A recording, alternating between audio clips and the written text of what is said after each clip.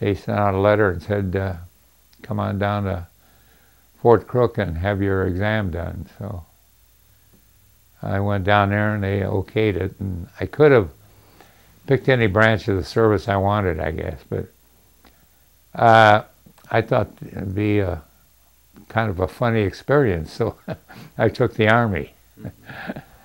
And nevertheless, it was not right at that time. But well, we were in southern France, and all of a sudden they got orders that the Nazis were kind of breaking through up at Bulge. So we shipped out. It took a day and a half, I think, because we only had the little lights on the truck, so they weren't able to see the the big lights.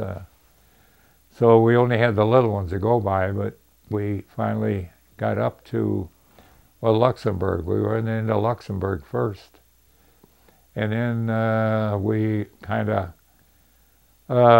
we fought them, and it was a good thing we got there when we did, I think, because it was kind of everybody was all mixed up. I think they really didn't know what to do. So it was, well, kind of hard, I guess, but I didn't realize until I got back what it was.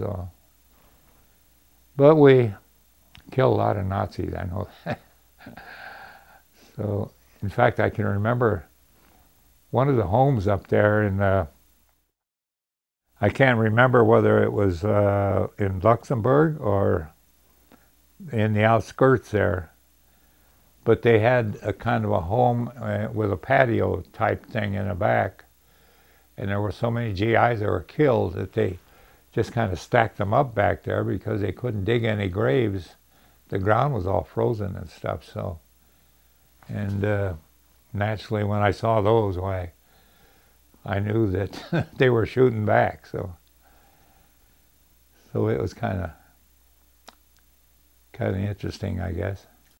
We were in southern France, of course, so we had kind of like summer clothes on, and we just shipped up there, and they kind of gave us as many winter clothes as we could get.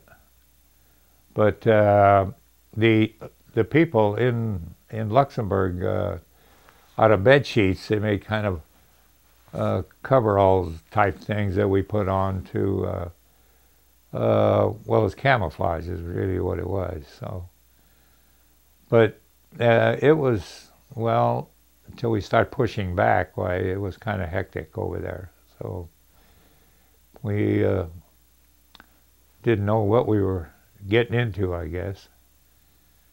But I say it was really cold up there, and then we ran into they had the Maginot Line too, and then we had the French had the Maginot Line, and the Nazis had their own kind of, they were like tiger teeth, I guess, cement deals, and we had to blow them in order to get across. So